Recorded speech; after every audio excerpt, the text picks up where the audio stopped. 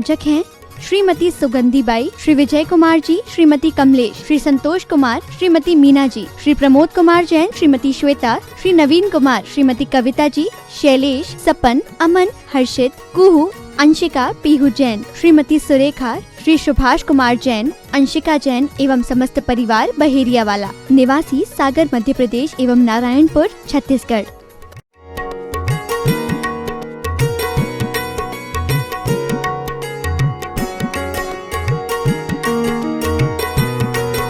में ऐसा बोल दिया होता, क्षमा मांग ली होती, प्रायश्चित कर लिया होता, तो इतनी बड़ी अधोगति का उसको पात्र नहीं बनना पड़ता।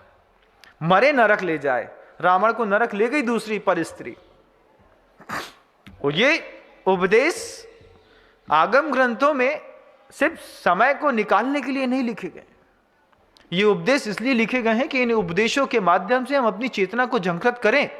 आज भी अगर आप सम्यक दृष्टि हैं, आपको श्रद्धान होता है, तो इस बात को आपको मानना पड़ेगा कि पर स्त्री का संपर्क जो है वो व्यक्ति के अधोपतन का कारण बनता है, वही उसकी निंदा का कारण बनता है। वो ये एक ऐसी चीज है जो पूरी की पूरी साधु समाज में भी कलंक पैदा कर देती है।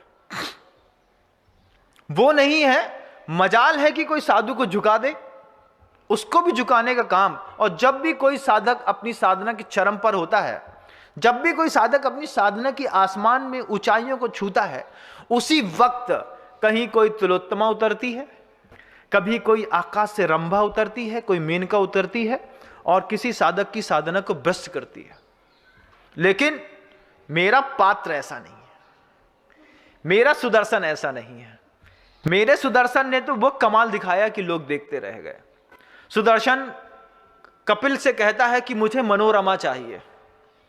नाम पता करके कपिल ने बताया बड़ी मुश्किल से, नाम क्या है? मनोरमा।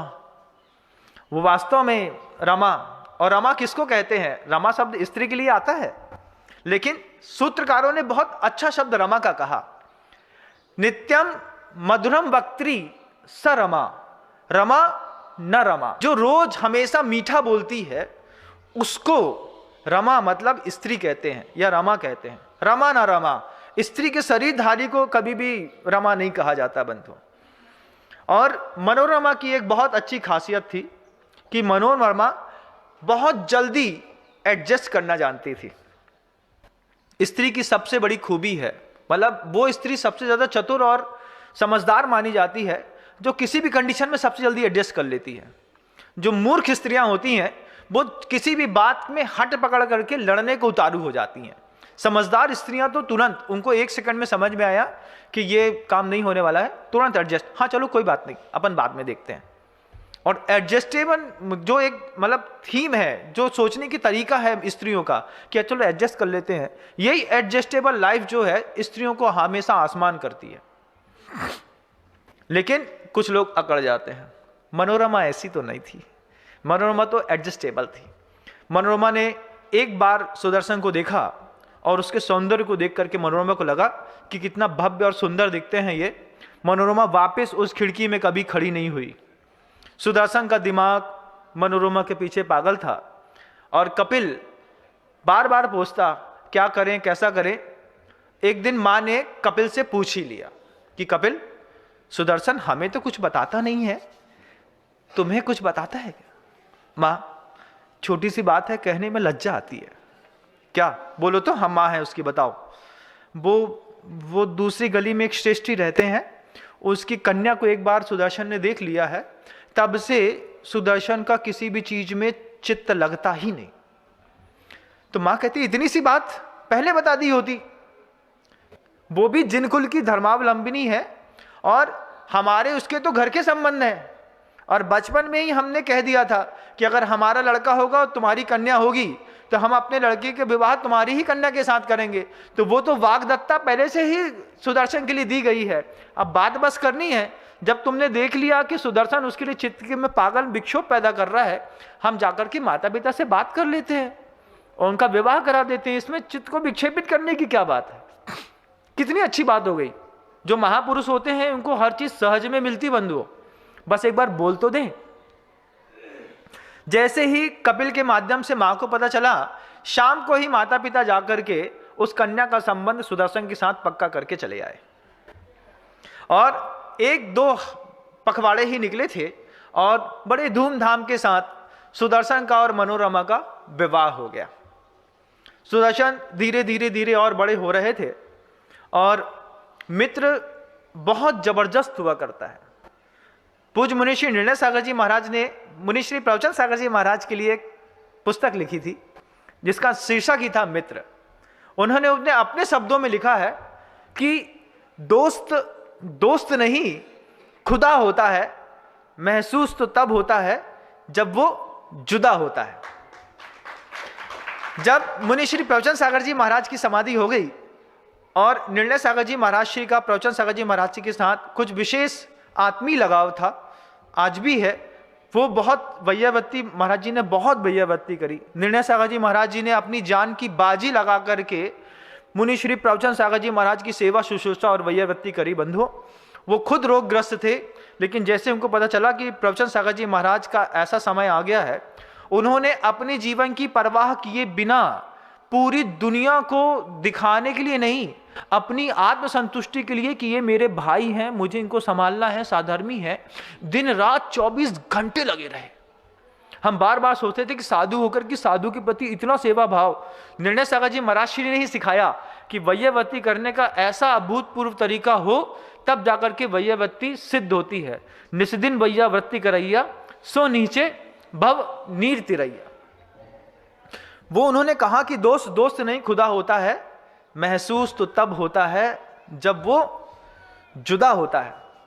और ऐसे ही सुदर्शन का और कपिल का इतना आपस में उठना बैठना था कि किसी भी मित्र के घर में जाने में किसी भी मित्र को कभी संकोच नहीं होता।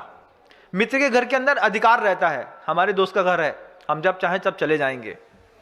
तो ये सुदर्शन भी जब कभी भी कपिल के घर के अंदर चले जाते थे।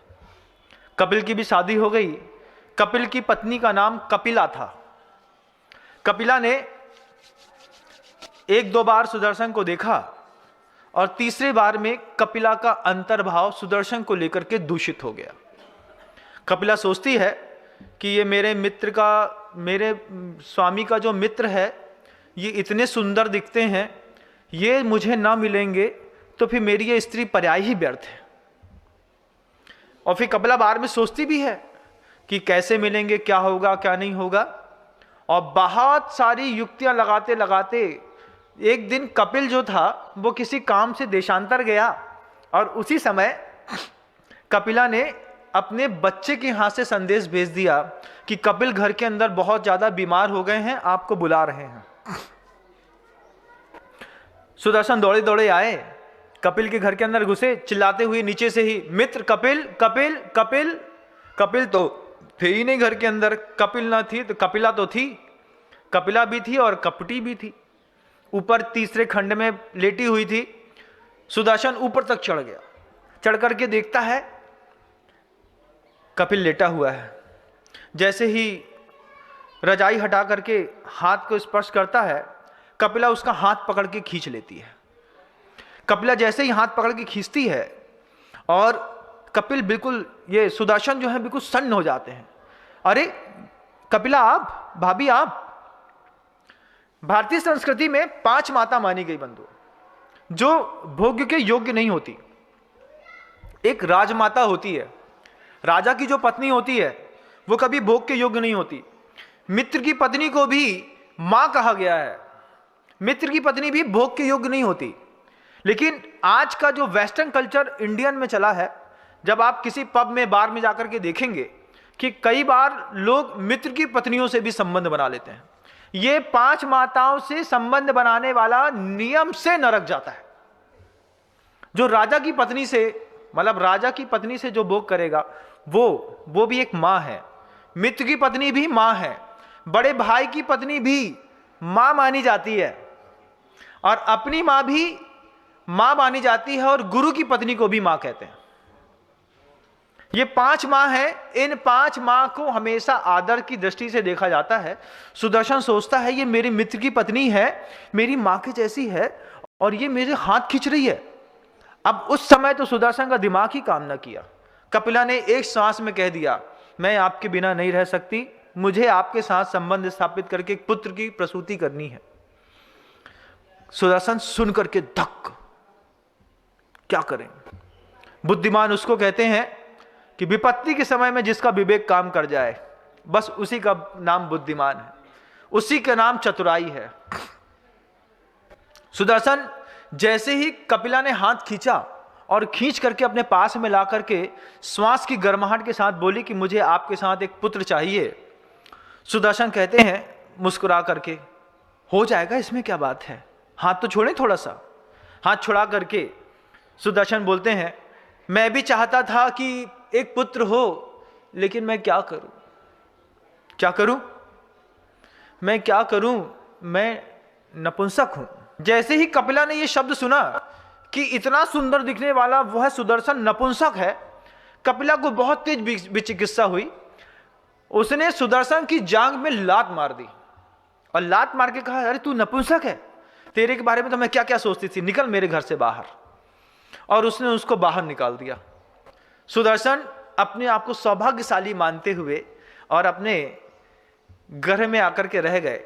कायुत्सर्ग के पूर्वक अपने उस दुराभाव की शांति के लिए उन्होंने शांतिनाथ भगवान का स्मरण किया। जब कभी भी मन के अंदर पाप बढ़ जाए, पश्चाताप का भाव पैदा हो, जब कभी भी लगे कि अपराध निरंतर तीव्रतम गति से तीव्र होते चले जा रहे हैं, उस समय भगवान शांतिनाथ की आराधना विशेष रूप से लाभकारी होती है। यही शांतिनाथ भगवान की आराधना रावण ने भी करी थी। रावण ने भी शांतिनाथ भगवान के चरणों की सेवा करके बहुत कुछ प्राप्त कर लिया था बंधु। रामचंद्र जी भी शांतिनाथ भगवान के विशेष आराधक माने गए हैं। अलग ही वैभव है शांतिनाथ भगवान का। वे शांतिनाथ भगवान आपके खजुराहो में भी विराजमान है। वे शांतिनाथ भगवान की आराधना करते हुए सुदर्शन सोचते हैं, जान बची सो लाखों पाए। एक कायसर कर ही रहे थे और वो कपिला जो दासी थी, कपिला जो थी वो महारानी की दासी थी। महारानी अपने राजमहल में रह करके 8 परकोटों के बीच में वो महारानी रहती थी। महारानी का नाम था अभयमती। अभयमती महारानी कपिला के संपर्क में आती। कपिला ने बोला कि आज मैंने पहली बार धोखा खाया। अभयमती से बोलती है, क्या धोखा खाया? बोले, एक सुंदर, इतना सुंदर नवयुवक दिखता था, मैंने उसको चाहा, जब उससे बात करी तो पता चला कि वो नपुंसक है। ऐसा कैसे हो सकता है?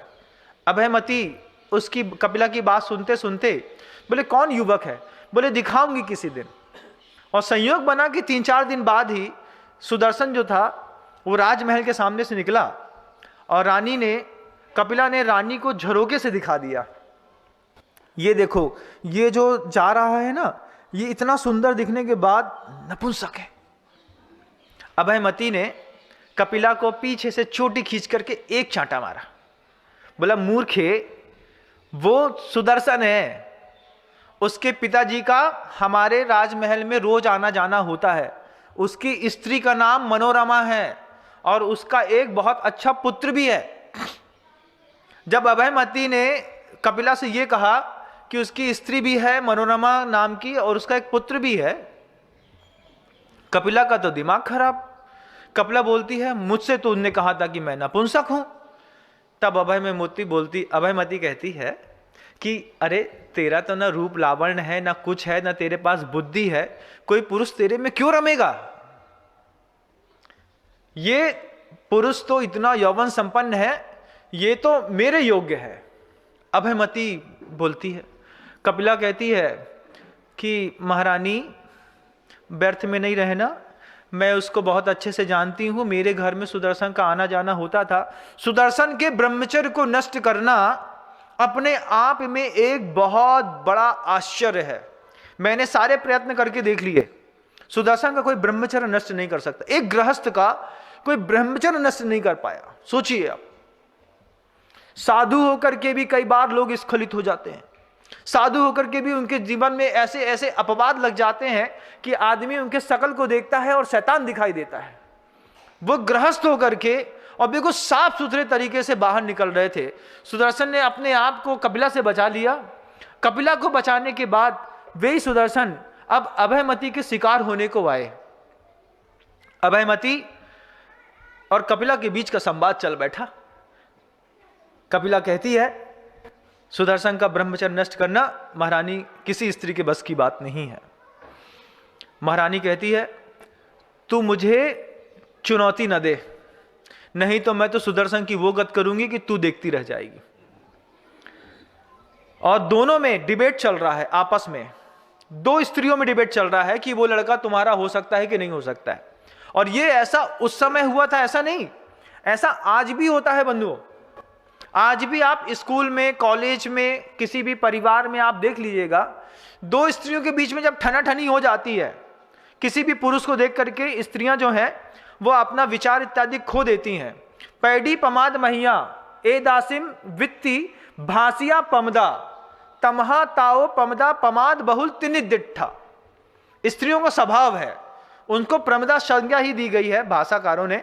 और पैडी प्रमाद मैया, प्रकृति से वो प्रमादमयी है। ए दासिम वित्ती भासिया पमदा, इसलिए उनको प्रमदा कहा जाता है। चित्ते चित्ता माया तम्हा तासिम न निब्बाणम, और उनके चित्र में विचित्र प्रकार की मायाचारी होती है। ममता का परिवर्तन सबसे ज्यादा कहीं होता है तो स्त्री के चित्त में। आज इससे है, कल इससे है, परसों इससे है, नरसों इससे है, कब उसका चित्त बदल जाए कुछ कहा नहीं जाता। इसलिए उसको गहनी और गोपनीय रखा जाता है कि घर के अंदर भी कोई भी मित्र आता है उससे नौकरों से संवाद तो कराना है, स्त्री से मेल जोल नहीं कराना है। स्त्री को देख करके कब खराब इसका दिमाग हो जाएगा कुछ कहा नहीं जा सकता, और स्त्री का दिमाग कब खराब हो जाएगा ये भी कहा नहीं जा सकता। मैं गलत हूं तो पूरे जमाने की कंट्रोवर्सी देख लीजिए। ऐसी कितनी महिलाएं होंगी शादी विवाह इत्यादि के पश्चात भी वे अपने इस पाप कृत्य को छोड़ नहीं पाते। रानी अभयमती के मन के अंदर आ गई ये बात कि मुझे सुदर्शन को, अब मैं सुदर्शन को ला करके रहूंगी। तो रानी अभयमती की एक पंडिता दासी रहती थी। पंडिता दासी से रानी अभयमती कहती है कि मुझे सुदर्शन हर हाल में मेरे कमरे के अंदर चाहिए, मेरे कमरे के अंदर। पंडिता कहती है रानी 8 द्वारों का आपका राजमहल है, 8 बड़े बड़े द्वार हैं जिसमें हर द्वार में 50-50 सैनिक लगे रहते हैं। सुदर्शन को हम वहां से यहां लेकर के कैसे आएंगे? कैसे वो आपके गर्भगृह के अंदर प्रवेश करेगी, आपकी सैया का अंग बनेगा वो सुदर्शन? रानी अभयमती कहती है ये मेरा काम नहीं है, तुम्हें इसकी युक्ति लगानी है। और पंडिता दासी जो है वो सुदर्शन को महारानी अभयमती के महल में लाने की युक्ति लगा रही है। अब पंडिता क्या युक्ति लगाती है इसके लिए हम पुनः उपस्थित होंगे और अपने संवाद को आगे जारी रखने का प्रयास करेंगे। यह भी अभूतपूर्व कथानक है, पुण्यवर्धनी क्रियाएं हैं बंधुओं, और ऐसी पुण्यवर्धनी, ऐसे महापुरुष जो उसी भाव में मोक्ष चले गए, जो अंतकृत केवली बनने का जिनको सौभाग्य मिला। अंतकृत केवली उनको कहते हैं जो केवल ज्ञान प्राप्त होने के पश्चात अंतर्मुहूर्त में जिनको मोक्ष हो जाता है, वे अंतकृत केवली माने जाते हैं। ऐसे सुदर्शन का आगे क्या हुआ इसके लिए हम पुनः उपस्थित होंगे। अभी समय अपनी मर्यादा से बाहर होने को आया है, शब्दों को विराम देता हूं। भगवान गुरुदेव श्री विद्यासागर जी मुनि महाराज की।